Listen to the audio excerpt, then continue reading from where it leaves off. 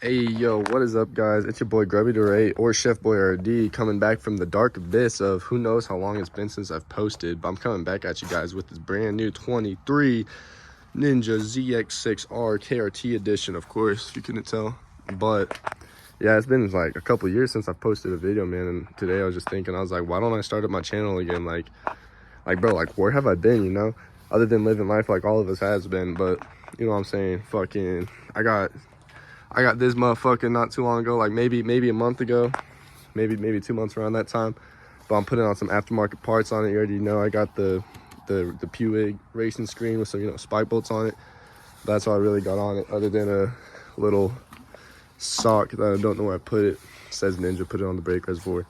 But yeah, today I'm gonna do an installation video on the TST Industries integrated taillight. I literally just got these parts shipped in not too long ago. Here's the beauty itself right here. I got it in the smoke lens color. Also, I'm gonna have a hell of videos coming up on the Walnut Tech, crash protection, gen relay flashers, fender eliminators, and all that stuff. So let's get into it. The first step really is just put your key up in the little key fob right here and pop off that front seat, and then you got a little tab right here that unlocks the rear seat. Then you have access to the servo motor and all these fasteners and stuff. All right, so now you got the passenger and the front seat off. You're gonna have to unscrew these 6, and then you're gonna have to push in the middle of these 4 right here.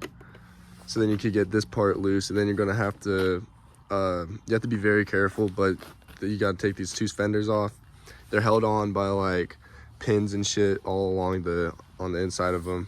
But let me get these bolts off real quick, and then I'll get right back. All right, so now I got all the bolts and so I got all the bolts and all the push pins off from the bike, and now we have to get this fender off, starting with the back end, because there's a little thing that kind of holds the whole thing in, like right over here.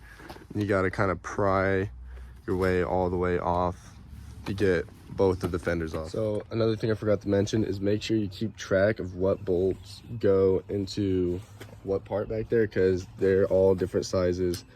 This one does not have a washer compared to the other 2, but yeah, you just got to make sure you have those in check so you can put them right. And then this is the part where I start shitting myself. But so we got this part off, so you got to unhook it from there first. There's this little fastener that goes into there, or like the O thing. There's this part right here that another one of these slid into. There's another one of those right there for that. And then right there's a little lip thing for this little part right here, as well as one of these that you kind of gotta pry off, like you gotta push and turn as you pry it off. All right, so now that you got both of the fenders off, you're gonna wanna get this piece off, and doing that, you gotta unscrew these 2 fasteners right here.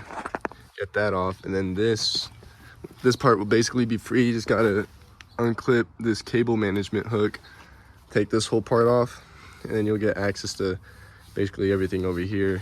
And then you'll want to get a 10 mil and take off both of these bolts to pull out the servo motor to be able to access that whole area down there. All right, so once you unscrew these 2 bolts to the servo motor, you're gonna pull it out. And you could unplug it if you want, but do not turn on the bike. If it is unplugged, it will pop a code, and that's no good for your bike at all. You already know. But so you take out the servo motor. I'm gonna leave it connected, and the next step is to get these wires and unplug them from this little sock right here.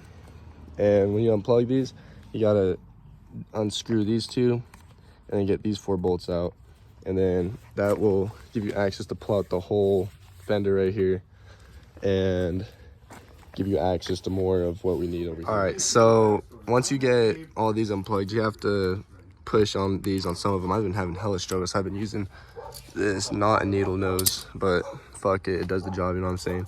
So I have all these wires loose, and now it's time for these and these 4 right here. And then as you get that last one out, make sure you're supporting this so it doesn't just drop onto the floor. But yeah, so make sure you feed the wires through that little hole right there instead of just jamming it out, because then you could potentially damage anything. And make sure once you get that last bolt, you're holding it in so it doesn't just drop, you know what I'm saying? But now that we got this out, we can move on to the next step. Right, so low key it started to rain, as you can tell. But so once you got all this part done, you gotta unscrew these two, which takes off this little plastic part, and then you get access to these two. So take this little bracket off, and I'll show you guys what that looks like after you get these two. All right, so once you remove these two bolts that remove this whole part right here, you're gonna unscrew these two, which removes this little bracket. Unscrew those two, which then gives you access to take off the whole taillight, which then you could replace it with the new TST Industry. So I had to move into the garage because it started to rain on me. But so I'm about to unscrew these two, but you gotta unplug the actual taillight itself.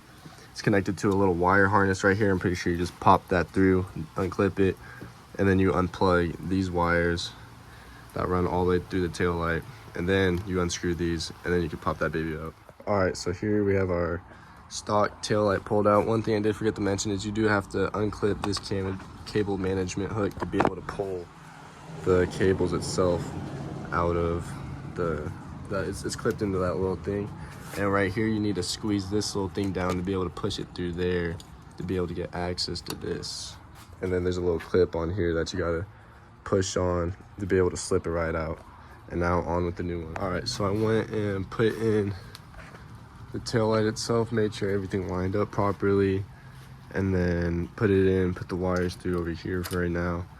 And then, so you're supposed to reuse the old grommets on this, put it on the new ones. As you can tell, I put both of them on, and then kind of set it in its place, and then set these screws in. Don't fully tighten them yet, and they're also self-threading, so if you tighten it too much, it will damage the plastic, potentially stripping out all your shit. But yeah, you have those in, bottomed out just so where it holds in place. I put this one in as well, bottomed it out, make sure it holds it in place, and then you make sure all of it's aligned. And if it is, kind of tighten them, but like stop whenever it gives you a little bit of resistance.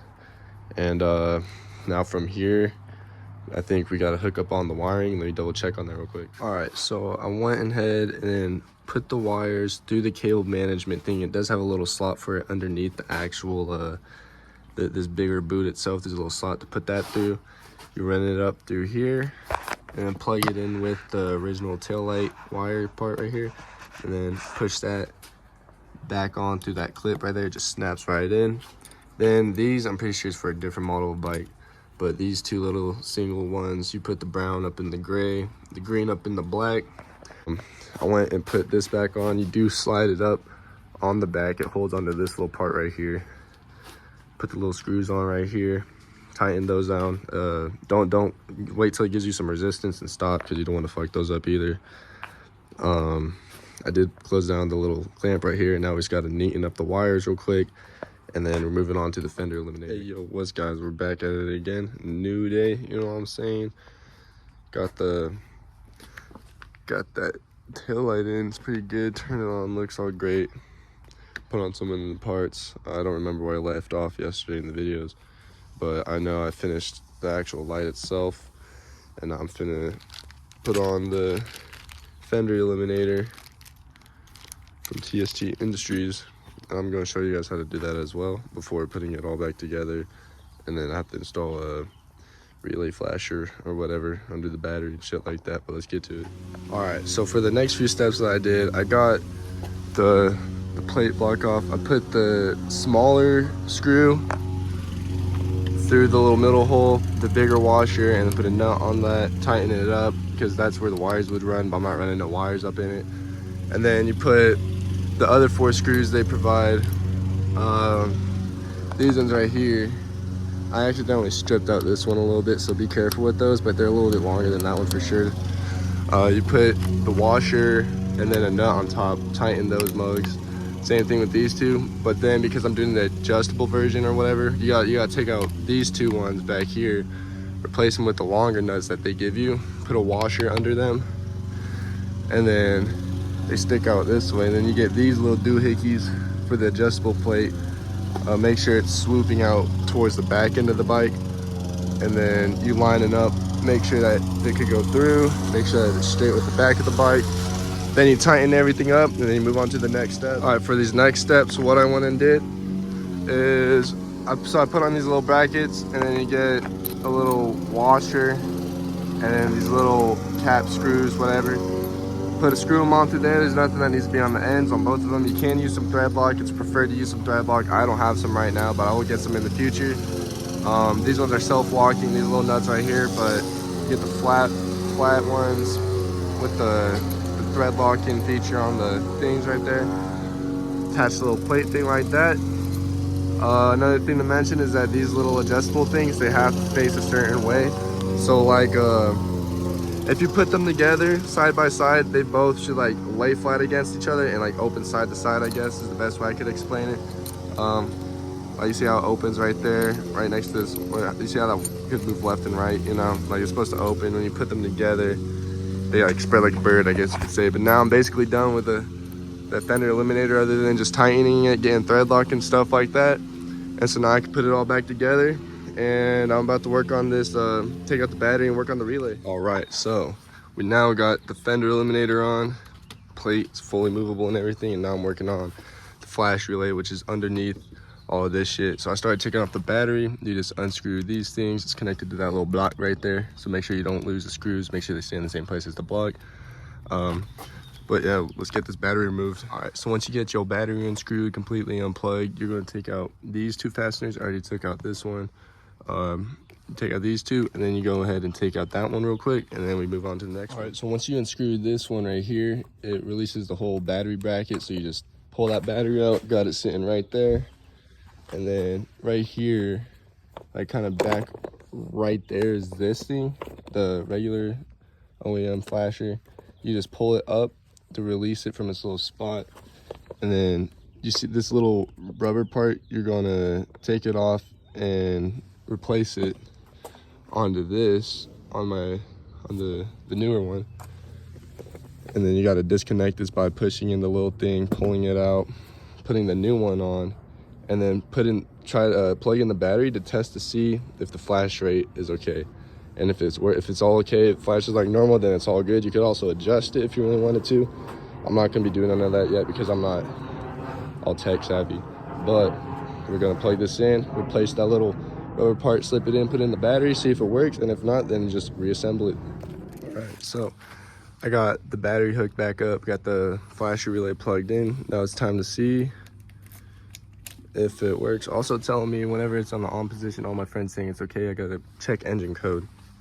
And I'm like, dude, I don't know if that's supposed to be there, but that was coming from when I put in the taillight, because I might have done something through the servo motor, but I think that's normal. But we got regular flash rate. Yes, sir. And then that is adjustable, so you could change how you would like it to flash, the sequence of flashes in, and all that shit. But now all we gotta do is just reassemble this motor. So I got everything done. So first thing I gotta do is just reconnect the servo motor. Just line it up with here, put this little bracket underneath through there. And then these two screws is what holds them on. And then when they get that on real quick, then I'll move on to the fairings. All right, so I went ahead and put on the fenders, the little plastic part of the panels, put all in the screens, the pins and shit and whatnot. But overall, it wasn't that hard of a process, on God. Got the flipping plate, got the smoke lens light. You can't really tell it's smoked in this lighting right here. I did change it to where it does this one rather than the other options they have, because I like that one a lot more. But truth is, it's time to find out, I guess, if we pop a coat or not, because I don't know if I did something wrong with the servo eliminator. But that check engine light's on. Moment of truth, boys. Hey, it's not on. We did it. All right. So that was the TST Industries integrated and sequential tail light.